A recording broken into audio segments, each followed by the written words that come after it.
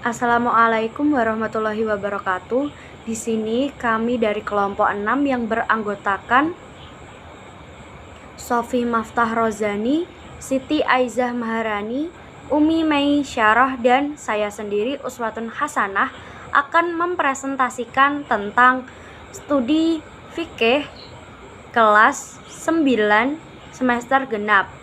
Yang pertama akan dijelaskan oleh Mbak Sofi Maftah Rozani. Baik, yang pertama di sini saya akan menjelaskan tentang hutang piutang. Piutang adalah memberikan sesuatu kepada seseorang dengan pengembalian yang sama. Sedangkan hutang adalah menerima sesuatu, baik berupa uang atau barang dari seseorang dengan perjanjian dia akan membayar atau mengembalikan hutang tersebut dalam jumlah yang sama. Selain itu, akad dari hutang piutang adalah akad yang bercorak ta'awun. Ta'awun sendiri itu artinya adalah pertolongan kepada pihak lain untuk memenuhi kebutuhannya. Hutang piutang disarankan agar mempertimbangkan antara manfaat dan mudarat serta pemberian penangguhan waktu bagi peminjam agar dapat membayar hutangnya, atau jika tetap tidak bisa membayarkan hutangnya, maka lebih baik hutang tersebut direlakan untuk tidak dibayar oleh sang peminjam.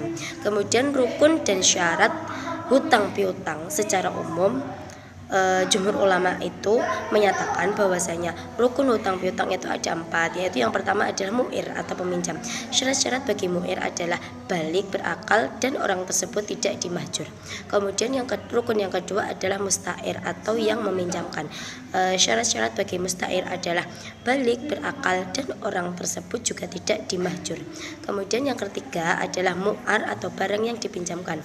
Syarat-syarat bagi benda yang dihutangkan, yang pertama yaitu materi yang dipinjamkan dapat dimanfaatkan, maka tidak sah ariyah yang materinya tidak dapat digunakan. Kemudian yang kedua yaitu pemanfaatan itu diperbolehkan, maka batal bagi ariyah yang pengambilan manfaat materinya itu dibatalkan oleh seorang syarak seperti meminjam benda-benda najis. Kemudian sighot, yakni sesuatu yang menunjukkan kebolehan untuk mengambil manfaat baik dengan ucapan maupun perbuatan. Kalimat menguatkan lafaz seperti orang berkata, saya hutangkan benda ini kepada kamu, dan yang menerima berkata, saya mengaku berhutang kepada kamu, di mana disebutkan benda yang dipinjam tersebut. Kemudian yang kedua adalah gadai. Gadai adalah menahan barang jaminan yang bersifat materi sebagai jaminan atas pinjaman yang diterimanya dengan bernilai ekonomis, sehingga pihak murtahin memperoleh jaminan untuk mengambil kembali seluruh atau sebagian hutangnya dari barang gadai tersebut, bila pihak rohin tidak dapat membayar hutang pada waktu yang telah ditentukan. Dasar hukum dari gadai yaitu hukumnya adalah jaiz atau boleh menurut Alkitab, As-Sunnah, dan Ijma'. Hal tersebut termuat dalam Al-Quran surat Al-Baqarah ayat 183, di mana surat dan ayat serta penjelasannya terdapat di dalam makalah. Kemudian yang ketiga adalah rukun dan syarat dari gadai. Rukun yang pertama yaitu rohin dan murtahin. Rukun yang pertama yaitu rohin. Rukun yang kedua yaitu murtahin, di mana rohin dan murtahin itu mempunyai beberapa syarat. Yang pertama yaitu tentang pemberi dan penerima gadai, disyaratkan keduanya merupakan orang yang cakap untuk melakukan sesuatu perbuatan hukum sesuai dengan ketentuan syariat Islam, yaitu berakal dan balik. Kemudian rukun yang kedua yaitu sighot. Sighot yang pertama, sighot tidak boleh terikat dengan syarat tertentu dan juga dengan suatu waktu di masa depan. Kemudian yang kedua, rohan mempunyai sisi melepaskan barang dan pemberian hutang seperti halnya akad jual beli, maka tidak boleh diikat dengan syarat tertentu atau dengan suatu waktu di masa depan. Kemudian yang rukun yang ketiga adalah marhun bih atau hutangnya, di mana di sini menyangkut adanya hutang, bahwa hutang tersebut disyaratkan merupakan hutang yang tetap. Dengan kata lain, hutang tersebut bukan merupakan hutang yang bertambah-tambah atau hutang yang mempunyai bunga. Sebab seandainya hutang tersebut merupakan hutang yang berbunga, maka perjanjian tersebut sudah merupakan perjanjian yang mengandung unsur riba. Sedangkan perbuatan riba ini bertentangan dengan ketentuan syariat Islam. Selanjutnya yang ketiga adalah hiwalah. Pengertian hiwalah menurut Zainul Arifin, hiwalah adalah akad pemindahan hutang atau piutang suatu pihak kepada pihak lain. Dengan demikian, di dalamnya terdapat 3 pihak, yaitu pihak yang berhutang atau muhil atau madin, kemudian pihak yang memberi hutang, muhal atau dain, dan pihak yang menerima pemindahan disebut muhal alaih. Dasar hukum hiwalah ini disyariatkan oleh Islam dan dibolehkan olehnya karena adanya maslahat butuhnya manusia kepadanya serta adanya kemudahan dalam bermuamalah. Dalam hiwalah juga terdapat bukti sayang kepada sesama, mempermudah muamalah mereka, memaafkan, membantu memenuhi kebutuhan mereka, membayar hutangnya, dan menenangkan hati mereka. Jadi hukum hiwalah di sini adalah boleh. Landasan syariah atas dibolehkannya hiwalah dapat dijumpai dalam Al-Quran, hadis, dan ijma.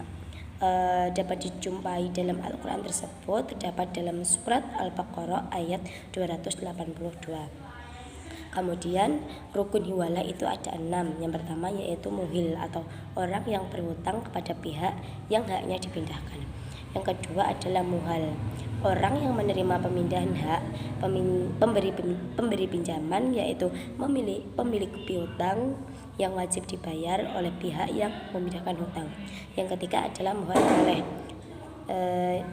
Muhal alaih ini adalah penerima akad pemindahan hutang. Yang keempat adalah piutang milik muhal yang wajib dilunasi oleh muhil atau objek hukum akad pemindahan hutang. Rukun yang kelima adalah piutang milik muhil yang wajib dilunasi oleh muhal alaih. Dan rukun yang keenam adalah syiwat atau ijab qabul. Selanjutnya, ketentuan sewa menyewa dan upah. Yang pertama, pengertian sewa menyewa dan upah. Sewa menyewa di dalam bahasa Arab disebut ijarah. Secara etimologi, arti kata ijarah yaitu upah atau sewa. Menurut terminologi agama yaitu memberikan suatu benda kepada orang lain untuk mengambil manfaatnya dengan ketentuan orang menerimanya itu memberikan imbalan sebagai bayaran manfaat barang yang telah dipergunakan. Kata ijarah berasal dari kata air yang berarti imbalan. Dengan pengertian semacam ini, pahal dinamakan dengan air. Dalam syariat, yang dimaksud dengan ijarah adalah akad mendapatkan manfaat sebagai imbalan. Upah adalah suatu bentuk hak pekerjaan untuk mendapatkan imbalan bernilai dalam bentuk uang yang dibayarkan oleh pengusaha kepada pekerja atau jasa yang telah ditetapkan menurut persetujuan dan kesepakatan atas dasar perjanjian pekerjaan. Yang kedua, dasar hukum ijarah. Hukum ijarah dapat diketahui dengan mendasarkan pada teks-teks Al-Quran, hadis-hadis Rasulullah, dan ijma ulama fikih sebagai berikut. Yang pertama, berdasarkan Al-Quran. Dalam Al-Quran, ketentuan tentang upah tidak tercantum secara terperinci. Akan tetapi, pemahaman upah dicantumkan dalam bentuk pemaknaan tersirat seperti ditentukan dalam Al-Quran surat Al-Baqarah ayat 233. Yang kedua, dasar hukum ijarah dalam hadis. Hadis-hadis Rasulullah SAW membahas tentang ijarah atau upah mengupah, diantaranya diriwayatkan oleh Ibnu Majah dari Ibnu Umar bahwa Nabi bersabda, dari Abdullah bin Umar, ia berkata, telah bersabda Rasulullah, berikanlah upah pekerja sebelum keringatnya kering. Yang ketiga, rukun dan syarat ijarah. Yang pertama, rukun ijarah. Menurut Hanafiyah, rukun dan syarat ijarah hanya ada satu, yaitu ijab dan qabul, yaitu pernyataan dari orang yang menyewa dan menyewakan. Sedangkan menurut jumhur ulama, rukun dan syarat ijarah ada 4, yaitu akid, syiwat, upah, dan manfaat. Yang kedua, syarat ijarah. Menurut M. Ali Hasan, syarat-syarat ijarah adalah: yang pertama, syarat bagi kedua orang yang berakad adalah telah balik dan berakal. Yang kedua, kedua belah pihak yang melakukan akad menyatakan kerelaannya untuk melakukan akad ijab itu. Apabila salah seorang keduanya terpaksa melakukan akad, maka akad itu tidak sah. Yang kedua, manfaat yang menjadikan objek ijarah harus diketahui secara jelas, sehingga tidak terjadi perselisihan di belakang hari. Jika manfaatnya tidak jelas, maka akad itu tidak sah. Yang keempat, objek ijarah itu dapat diserahkan dan dipergunakan secara langsung dan tidak ada catatannya. Yang kelima, objek ijarah itu sesuai dan dihalalkan oleh syara. Selanjutnya yang keempat, macam-macam ijarah. Ijarah terbagi menjadi dua. Yang pertama, ijarah atas manfaat, dan yang kedua, ijarah atas pekerjaan. Selanjutnya, yang kelima, hukum ijarah atas pekerjaan. Ijarah atas pekerjaan atau upah mengupah adalah suatu akad ijarah untuk melakukan suatu perbuatan tertentu. Misalnya, membangun rumah, menjahit pakaian, mengangkut barang ke tempat tertentu, memperbaiki mesin cuci atau kulkas, dan sebagainya. Orang yang melakukan pekerjaan tersebut atau Ajir atau tenaga kerja. Ajir atau tenaga kerja ada dua macam, yaitu ajir atau tenaga kerja khususnya yaitu orang yang bekerja pada satu orang untuk masa tertentu. Yang kedua, ajir atau tenaga kerja mustarak, yaitu orang yang bekerja untuk lebih dari satu orang sehingga mereka bersekutu di dalam memanfaatkan tenaganya. Selanjutnya yang keenam, berakhirnya akad ijab. Para ulama fikih menyatakan bahwa akad al-ijab akan berakhir apabila yang pertama, objek hilangnya atau musnah seperti rumah terbakar atau baju yang dijahit hilang. Yang kedua, tenggang waktu yang disepakati dalam akad al-ijarah telah berakhir. Yang ketiga, menurut ulama Hanafiyah, wafatnya salah satu seorang yang berakad. Yang keempat, menurut ulama Hanafiyah, apabila uzur dari salah satu pihak. Baiklah, di sini saya akan menjelaskan mengenai pengurusan jenazah. Yang pertama yaitu memejamkan matanya sampai tertutup rapat. Jika matanya masih terbuka, hendaklah ia menyebutkan kebaikan, mendoakan dari memintakan ampun atas dosa-dosanya. Dan yang kedua yaitu mulutnya dikatupkan dengan mengikatkan kain dari dagu sampai kepala. Dan yang ketiga yaitu melenturkan sendi-sendi dalam tubuhnya dengan perlahan. Yang keempat yaitu tangannya disedekapkan di atas dada dan kaki diluruskan. Dan yang kelima yaitu tinggikan lantai jenazah dari lantai biasa dan dihadapkan ke kiblat. Yang keenam yaitu menuntut seluruh badannya dengan kain sebagai penghormatan kepadanya dan supaya tidak terbuka auratnya. Dan yang ketujuh yaitu keluarga jenazah hendaklah dengan segera membayar hutang-hutangnya jika ia memiliki hutang. Dan untuk kedelapan yaitu menyebarluaskan berita kematiannya kepada kerabat. Dan yang kesembilan yaitu jangan menjerit-jerit atau meratapi jenazah. Dan menyegerakanlah pengurusan jenazah dari memandikan, mengafani, menyalati, dan menguburkan jenazah. Adapun syarat-syarat orang yang memandikan jenazah yaitu muslim, berakal sehat, dan balik, berniat untuk memandikan jenazah, amanah, bisa dipercaya, dan mengetahui tata cara dan hukum memandikan jenazah. Adapun orang-orang yang berhak memandikan jenazah yaitu suami atau istri jenazah atau mahramnya. Jika diserahkan kepada yang lain, maka yang memandikan hendaklah orang yang terpercaya. Jika jenazah perempuan, maka yang memandikan perempuan. Jika yang meninggal yaitu laki-laki, maka yang memandikan juga laki-laki. Jika jenazah perempuan dan hanya ada laki-laki yang hidup dan tidak ada suaminya atau sebaliknya, maka jenazah itu tidak perlu dimandikan, tapi cukup ditayamumkan oleh salah seseorang dengan memakai sarung tangan. Jika yang meninggal anak kecil, maka boleh dimandikan oleh laki-laki atau perempuan, karena ia boleh disentuh dan dipandang baik anak laki-laki maupun perempuan. Langkah-langkah dalam memandikan jenazah yaitu menyediakan air yang suci dan menyucikan ruangan untuk memandikan jenazah. Jenazah dibaringkan, ditempatkan yang agak tinggi dan bersih. Jenazah diletakkan membujur dengan kepala ke arah utara dan kaki ke arah selatan jika memungkinkan. Lalu setelah semuanya tersedia, jenazah diletakkan di tempat yang tertutup dan tinggi seperti dipan atau balai-balai.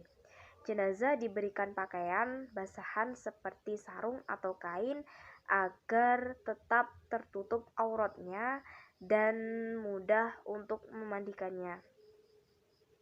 Memasang kain sarung tangan bagi yang memandikan, kemudian memulai membersihkan tubuh jenazah dari semua kotoran dan najis.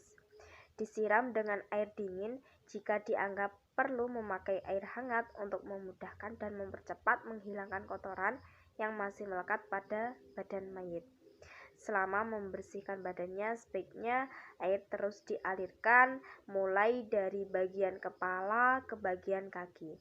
Cara menyiramnya dimulai dari lambung sebelah kanan, kemudian lambung sebelah kiri, terus ke punggung sampai ke ujung kedua kaki. Setelah disiram merata keseluruhan badan, kemudian memakai sabun mandi, digosok dengan pelan dan hati-hati. Kemudian disiram lagi dengan air yang suci sampai bersih.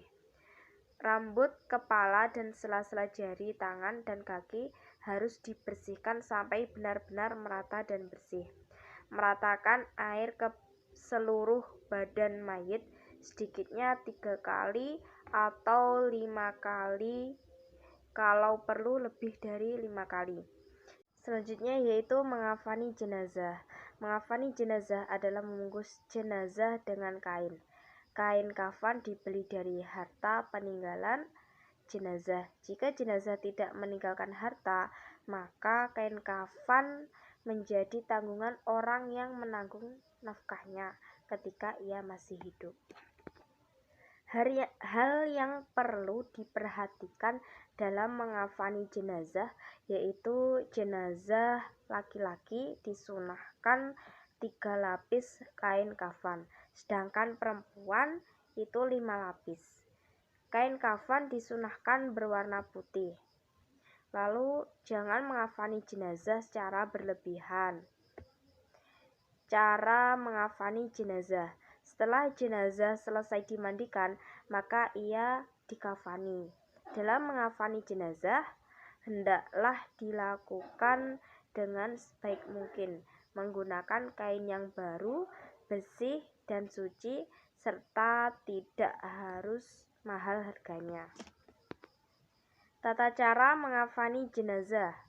Yang pertama yaitu letakkan tali pendek pada posisi kepala dan kaki, 60 cm pada lutut, dan tali panjang pada perut dan dada. Bentangkan kain-kain kafan yang telah disediakan sebelumnya sehelai demi sehelai, kemudian menaburinya dengan wangi-wangian. Lembaran yang paling bawah hendaknya dibuat lebih lebar dan halus. Di bawah kain itu sebelumnya telah dibentangkan tali pengikat sebanyak 5 helai, yaitu masing-masing pada arah kepala, dada, punggung, lutut, dan tumit. Setelah itu, secara perlahan-lahan jenazah diletakkan di atas kain-kain tersebut dengan posisi membujur, kalau mungkin menaburi tubuhnya lagi dengan wangi-wangian. Semua rongga badannya terbuka, yaitu kedua mata yang telah terpejam, 2 lubang hidungnya, mulutnya, 2 lubang telinga, anggota sujud, lipatan-lipatan badan seperti ketiak, lutut, bagian belakang, dan pusar ditutup dengan kapas yang telah diberi wangi-wangian pula.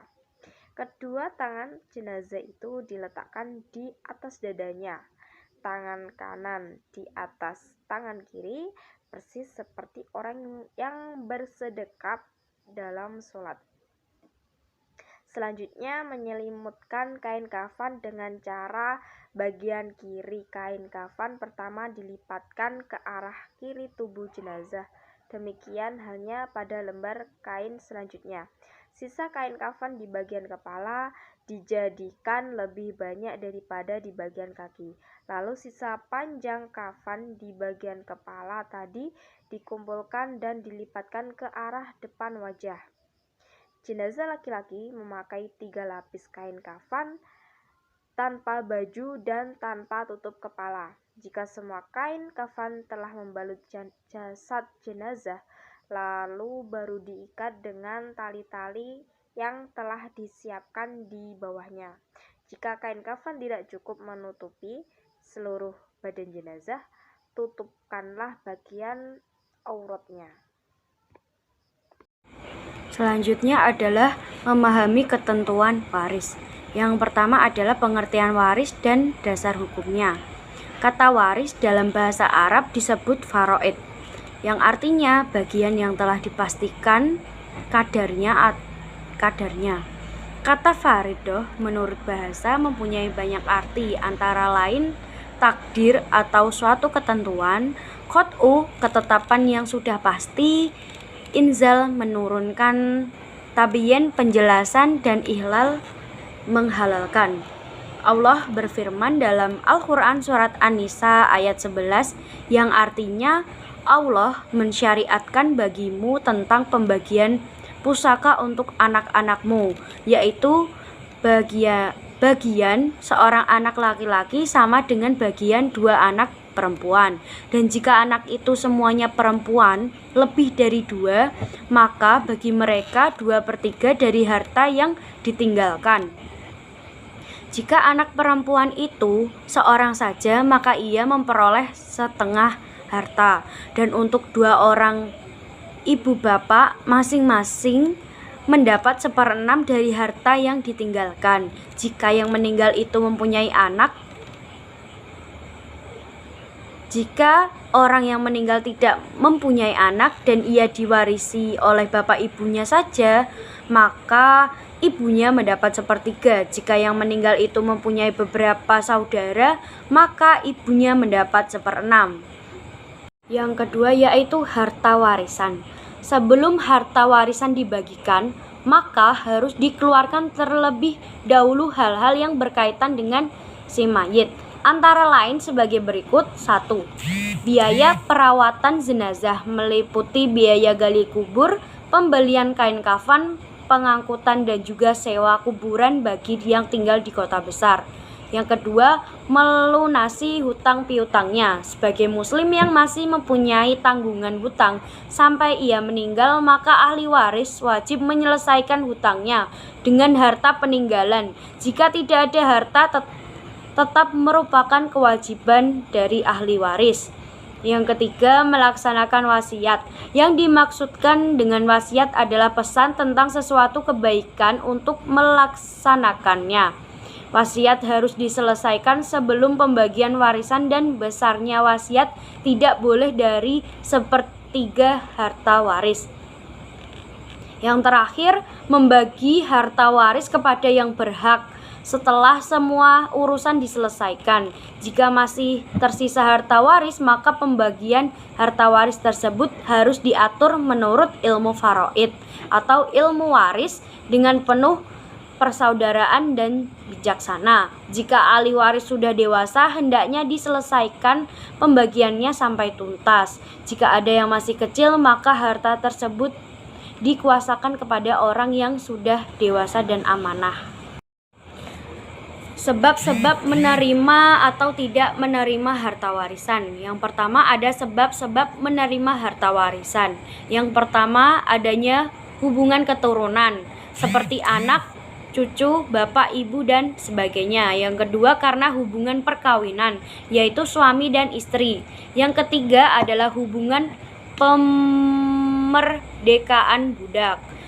Selanjutnya, sebab-sebab tidak menerima harta warisan. Yang pertama adalah membunuh. Orang yang membunuh keluarganya tidak berhak menerima warisan dari orang yang dibunuhnya tersebut. Yang kedua, perbedaan agama dengan pewaris. Yang ketiga adalah murtad. Dan yang terakhir adalah perbudakan. Yang selanjutnya adalah penggolongan ahli waris. Yang pertama adalah ahli waris laki-laki, meliputi anak laki-laki, cucu laki-laki dari anak laki-laki, dan seterusnya ke bawah, bapak, kakek, saudara laki-laki sekandung, saudara laki-laki sebapak, saudara laki-laki seibu, anak laki-laki dari saudara laki-laki sekandung, anak laki-laki dari saudara laki-laki sebapak, paman sekandung, paman sebapak, anak laki-laki paman sekandung, anak laki-laki paman sebapak, suami, orang laki-laki yang memerdekakan mayat.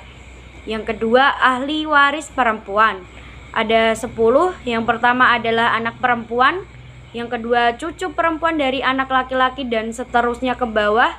Yang ketiga adalah ibu. Yang keempat, ibu dari bapak, ibu dari ibu, saudara perempuan sekandung, saudara perempuan sebapak, saudara perempuan seibu, istri, orang perempuan yang memerdekakan mayat. Yang selanjutnya adalah tujuan dan hikmah pembagian waris. Yang pertama ada 1. Kewajiban dan hak keluarga mayat teratur dan dihormati. Kewajiban untuk mengurus hak-hak ada si mayit, yaitu mengurus jenazah, melaksanakan wasiat dan menyelesaikan utang piutang, serta hak keluarga mayit yakni menerima harta warisan. Yang kedua, menghindari perselisihan antar ahli waris atau keluarga mayit yang ditinggalkan. Kemudian menjaga silaturahmi keluarga dari ancaman dan perpecahan yang disebabkan oleh harta warisan, serta memberikan rasa aman dan adil. Yang terakhir, terjaganya harta warisan hingga sampai kepada individu yang berhak menerima harta warisan. Selanjutnya adalah adapun tentang perbedaan bagian waris untuk laki-laki dan perempuan yang sebagian orang menganggap sebagai suatu ketidakadilan. Hal itu karena beberapa sistem yang diatur oleh syariat. Antara lain 1. Kaum wanita selalu harus terpenuhi kebutuhan dan keperluannya, dan dalam hal nafkahnya, kaum wanita wajib diberi oleh ayahnya, saudara laki-lakinya, anaknya, atau siapa saja yang mampu di antara kaum laki-laki kerabatnya. Yang kedua, kaum wanita tidak diwajibkan memberi nafkah kepada siapapun di dunia ini. Sebaliknya, kaum laki-lakilah yang mempunyai kewajiban untuk memberi nafkah kepada keluarga dan kerabatnya, serta siapa saja yang diwajibkan atasnya untuk memberi nafkah dari kerabatnya. Yang ketiga, nafkah kaum laki-laki jauh lebih besar dibandingkan kaum wanita. Yang keempat, kaum laki-laki diwajibkan untuk membayar mahar kepada istrinya, menyediakan tempat tinggal baginya, memberinya makan, minum, dan sandang, dan ketika telah dikaruniai anak, ia berkewajiban untuk memberinya sandang, pangan, dan papan.